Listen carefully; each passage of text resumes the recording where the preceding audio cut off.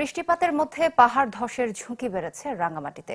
এমন ঝুঁকি নিয়ে বসবাস করছে প্রায় ৫,০০০ পরিবার। প্রশাসন এসব পরিবারকে নিরাপদে সরাতে চাইলেও ভিটে বাড়ি ছাড়তে রাজি নয় তারা।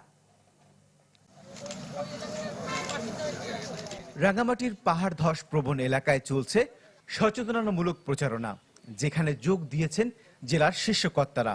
পাশাপাশি ঝুঁকিপূর্ণ এলাকা ও প্রস্তাবিত আশ্রয়কেন্দ্র সমূহ করেছেন পরিদর্শন। ভারী বর্ষণ শুরু হলে আশ্রয় কেন্দ্রে যাওয়ার অনুরোধ করা হচ্ছে বাসিন্দাদের।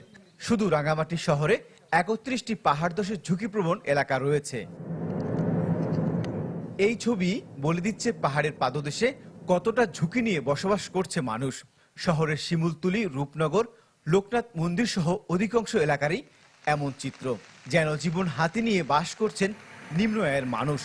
অথচ ২০১৭ সালে ভয়াবহ পাহাড় ধসে প্রাণ হারায় ১২০ জন ও ২০১৮ সালে মারা যায় ১১ জন, যার সিংহভাগই ছিল এসব এলাকার বাসিন্দা।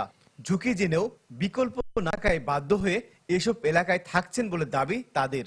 নগদ পেমেন্টে ৫০০ টাকা পর্যন্ত ক্যাশব্যাক আর লেনদেনে প্রতিদিন ডিপ ফ্রিজ এবং ঘন্টায় ঘন্টায় এসি, টিভি সহ দারুণ সব গিফট। আল্লাহর হুকুম, যদি মরণ আসে মারা যাব, এটা তো ভয় তো আছে, ভয় আছে না। যখন বৃষ্টি বেশি হইলে আমরা আশ্রয় কেন্দ্রে যাই। জায়গা কিনছি আমরা, কি ওই সমান জায়গা কিনতে পারি না, এটা সস্তা পাইছি এদিকে কিনছি।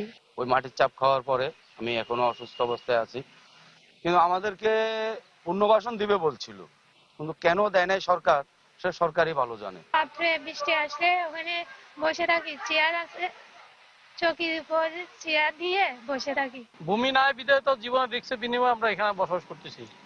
যদি আমাদের কোনো জায়গা থাকতো তাহলে তো আমরা এখানে পাহাড় দেশে বসবাস করতাম না। এই দুর্যোগে যাতে একটিও প্রাণহানি না ঘটে সেই বিষয়ে গুরুত্ব দিয়ে কাজ করার কথা জানান জেলার এই শীর্ষ কর্তা। অবৈধ দখল করে মানুষজন বিভিন্ন ভাবে বসবাস করছে বা অভিযোগ আমাদের কাছে আছে, সেটা আইনি বিষয়, সেটি আমরা আইনগতভাবে সেটা দেখব। তবে এই মুহূর্তে আমাদের প্রায়োরিটি হচ্ছে মানুষের জীবন বাঁচানো, যাতে পাহাড় ধস কিংবা প্রাকৃতিক দুর্যোগে আমাদের একটি মানুষও যাতে তাদের জীবন হানি না হয়, জীবন নিয়ে যাতে তারা সংশয়ে না পড়ে। রাঙ্গামাটি জেলায় পাহাড় ধসের ঝুঁকিপ্রবণ এলাকায় বসবাস করে প্রায় হক 24